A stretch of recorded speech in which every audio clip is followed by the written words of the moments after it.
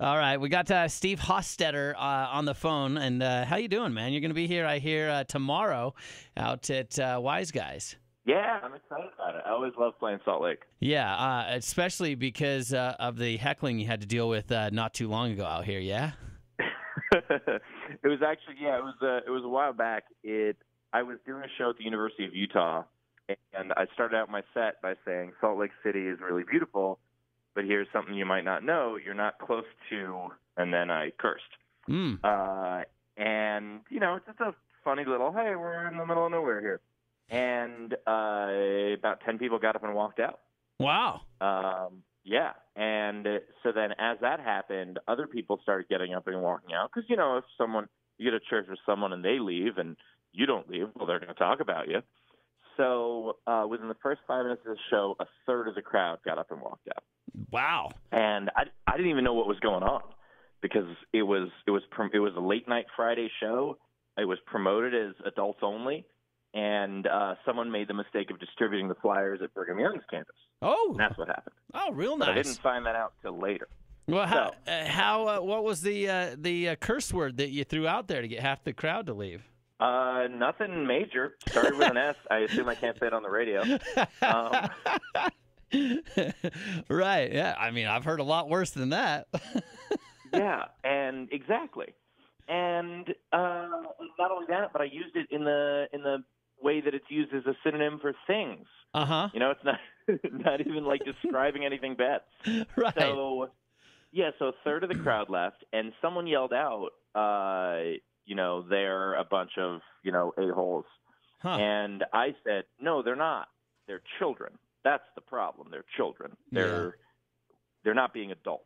And so then I ended up kind of doing a set about it. And it was something where, like, after the set, I was a little bit shook. I didn't know what was going on. The people who stayed were awesome. But the people who left, I didn't really know what was happening. But I put the video up, and it went a little bit viral. And it was before anything else I had done had gone viral. And a lot of the comments were saying, oh, the reason we like you is because you don't take anything from anybody and because you do stand up for what you believe in and you don't let stuff like this get to you. And that really changed my approach to comedy. Oh, wow.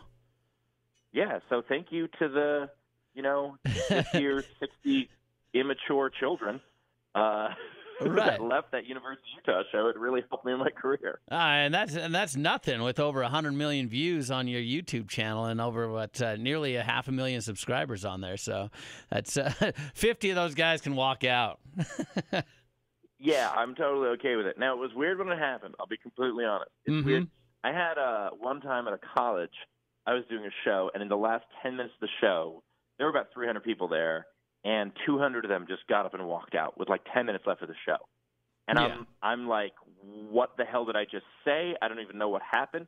And it turned out that the college didn't tell me that there was some mandatory meeting for all freshmen at that time. Huh. And they just had to go. And I was like, you don't want to give me a heads up? I could have ended the show 10 minutes early. Yeah.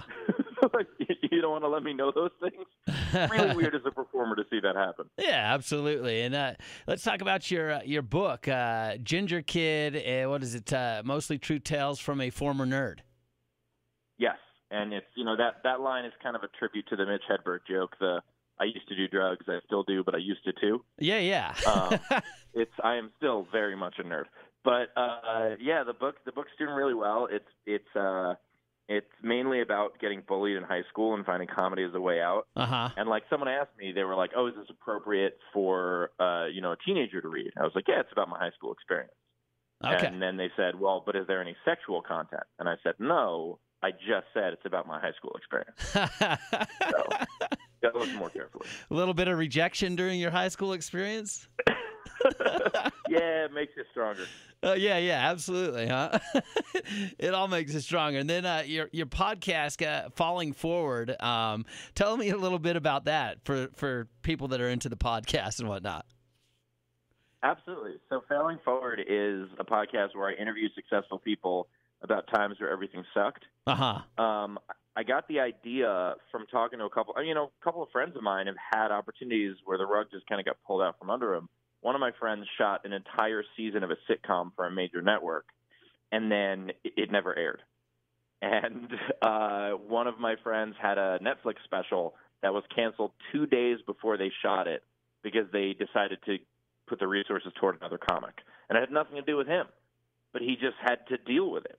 Huh. And so it's stories like that. It's, Elaine Boozler told the story about how it took her 2 years. She was the first female comic to ever have a comedy special. And it took her 2 years to have that happen. And she got turned down by a bunch of different networks first. And Kathleen Gaddy, who's an actress, she's on The Flash and a bunch of other things, told the story about how when she was, she tried out for something and was told she would never, ever, ever work for ABC. Like the casting person told her that. And then she, later on, after she was a regular on one of the shows on ABC, ran into her at a party and just told the story about that meeting and how wonderfully awkward it was. So it's stuff like that. Oh, perfect. And so what can we expect tomorrow night in West Jordan at Wise Guys? I can expect, I think, a couple of people coming to the show without researching who they're coming to see first. Mm-hmm. That'll always be fun. Yeah, always.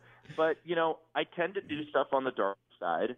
I've been talking a lot lately about my family and, kind of telling the story about everything from, my sister's adopted and she's Black. I come from a mixed family and talking about growing up with that. And then talking about losing my dad and a bunch of other things.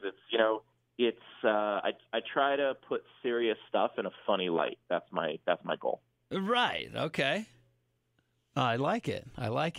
So Wise Guys tomorrow night, wiseguyscomedy.com. Steve Hoftsetter will be headlining out there. We got one show at 7:30 p.m., so we're really looking forward to that. Well, thank you much. I'm excited about it. It's the first time I've actually played Wise Guys. I've been in Salt Lake a whole bunch. But, yeah, we got a bunch of tickets sold already, and I appreciate you having me on, and I hope anybody listening who wasn't offended by me alluding to cursing comes out. I'm sure you can throw out as many four-letter words in whatever scenarios you'd like out at Wise Guys. You're not going to offend too many people. I'm going to do the show exclusively in four-letter words. Okay. It'll be a challenge, but I think I can do it. I like it. I think I should try that here, but I probably won't have a job the next day. Yeah, just hold down one long delete button. See how long I can do it for. Yeah. Before they pull the plug or come burst into the studio. I like it, man. So, Steve Hoftsetter, we'll see you tomorrow night, Wise Guys. Thanks for joining us for a bit. Hey, thanks for having me.